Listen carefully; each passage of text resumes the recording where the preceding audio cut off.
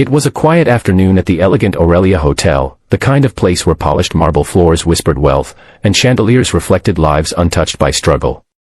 Yet, amid the hum of expensive conversations and clinking glasses, stood a shy young waitress named Nora Velen, her hands trembling slightly as she adjusted her apron.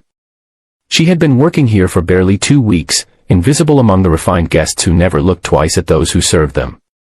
But that day, a single moment, a single gesture, would change her life forever, and leave even the coldest hearts in tears. If you believe in kindness, compassion, and second chances, then please take a moment to like, comment, share, and subscribe to Kindness Corner, because stories like this one remind us that even the smallest acts can speak louder than words. Nora had always lived quietly. Life had not given her the luxury of noise or confidence. She grew up in a small, struggling household where silence was her shield. Her father left when she was 12, her mother worked double shifts to keep the lights on, and Nora often spent her evenings practicing sign language, a skill she had learned to connect with her younger brother, Eli, who was born deaf. That skill, born of love, sacrifice, and necessity, had always been her secret comfort, a silent world where words could never wound. The Aurelia Hotel was the farthest thing from her world. It was where billionaires, diplomats, and polished heirs came to dine beneath golden ceilings. And that afternoon, Nora was assigned to serve at Table 9, a private setting reserved for billionaire Adrian Cole and his mother, Margaret Cole, a woman of grace, dressed in pearls and quiet dignity.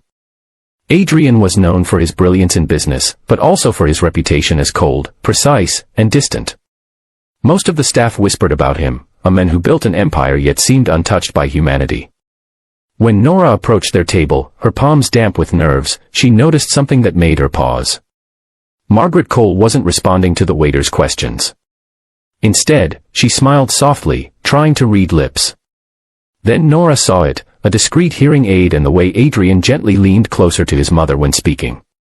Nora's heart clenched. She recognized the effort, the familiar rhythm of someone living between two worlds, one filled with sound and one embraced by silence. Adrian glanced up impatiently, noticing the hesitation in Nora's stance. He expected formality, efficiency, not empathy. But before he could speak, Nora took a small, steadying breath. Then, with trembling hands, she began to sign. Her fingers moved gracefully, expressing what her lips could not. Would you like still or sparkling water? For a heartbeat, everything around them froze. Margaret's eyes widened in disbelief, her hand flying to her chest as if those silent gestures had reached deeper than any word could. Then tears welled in her eyes, tears of recognition, of gratitude, of joy. She signed back slowly, "You know sign language?" Nora nodded, smiling softly, her heart racing. Adrian stared in stunned silence. For years, he had seen the world treat his mother with polite pity or awkward impatience. Waiters avoided her, conversations excluded her, and every dinner outing was a careful balancing act to protect her from embarrassment. But now, across the linen table, his mother was laughing, truly laughing, as her hands moved in perfect rhythm with a stranger's. As the lunch went on, something magical unfolded. Nora didn't just serve, she connected. She signed each question, each menu option, and even shared small, light-hearted signs that made Margaret's eyes sparkle like they hadn't in years. Other guests began to notice, the billionaire's mother chatting joyfully with the shy waitress, and whispers spread through the dining hall. Adrian didn't care. For once, he wasn't thinking about profits or deadlines, he was watching his mother come alive. But for Nora, it was more than kindness, it was memory. As she signed, she remembered Eli, the little boy who used to tug at her sleeve for attention, who had passed away 2 years earlier after a long illness. Her hands moved with both skill and sorrow, expressing words her voice couldn't carry anymore. It was as if, through Margaret, she was speaking to her brother again, one last conversation that the universe had given her by chance. After the meal, Margaret insisted on meeting her personally. Adrian watched as his mother clasped Nora's hands tightly, tears glistening in her eyes. She signed, "You made me feel seen. You reminded me I'm not alone." Nora's lips trembled as she signed back, "You reminded me that love never disappears." The quiet beauty of that exchange made the air around them almost sacred. Later, Adrian called Nora aside. She braced herself for criticism, maybe even reprimand. After all, she had gone beyond her duties. But instead, Adrian's voice was different, softer, uncertain.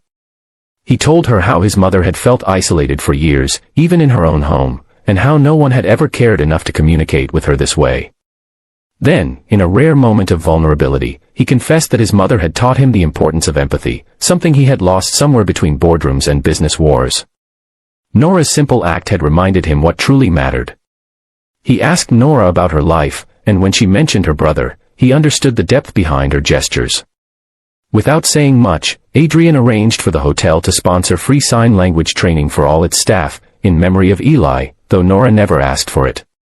He also offered her a full scholarship to pursue special education, telling her the world needed people like her, people who could bridge silence with compassion. Word of what happened that afternoon spread far beyond the hotel. Guests who witnessed it shared the story online, and soon it became a symbol of quiet humanity, how one shy waitress had done something no wealth or power could buy. She had spoken to a heart without needing words. Margaret often returned to the hotel after that, always asking for Nora, and their friendship became a living testament that kindness, in its purest form, doesn't need sound to be heard.